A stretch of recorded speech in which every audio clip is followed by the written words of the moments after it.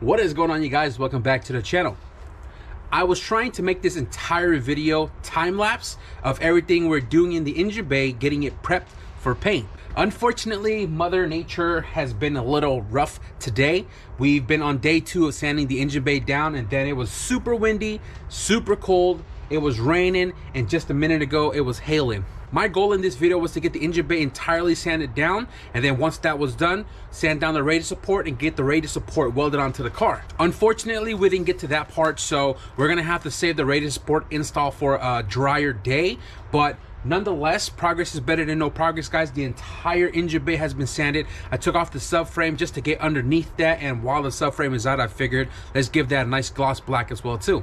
You guys should have seen the radius support was entirely sanded front and back side, and I was getting it ready to put onto the car, but the rain just kind of got in between, and I most definitely was not trying to weld the support onto the car with raindrops stuck in between that could potentially create rust later down the road. Got all the body panels just kind of stacked up on top of each other. It was supposed to be on the car today with the radius support just to have it out of the garage, but sometimes plans just don't go the way you want them sometimes, right? At the end of the day, I'm super stoked that the engine bay is this much closer to getting some paint on, and today I was supposed to go buy some paint as well too, but I wanted to spend more time with the engine bay since we are on day 2 now, and sanding by hand is a very long, tedious process, especially when the paint job from the previous owner was done very dookie bookie. So I had to spend a lot of time getting that prep to stay on schedule with laying the paint down sometimes this week.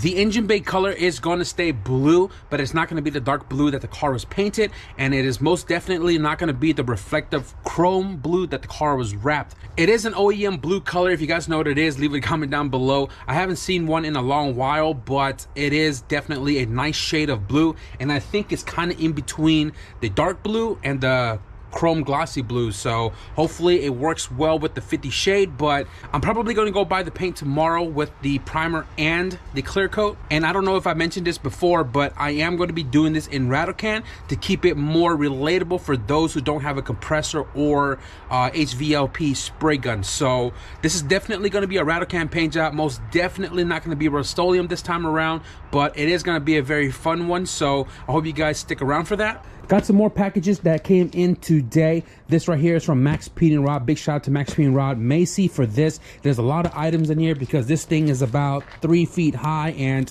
yeah, it is really heavy. But we also got this one right here. You're not supposed to see that, but we have one more package coming in and still a lot more things to order. I'm just super stoked because once the engine bay is painted all nice and dry and hardened, we're gonna get to the fun stuff.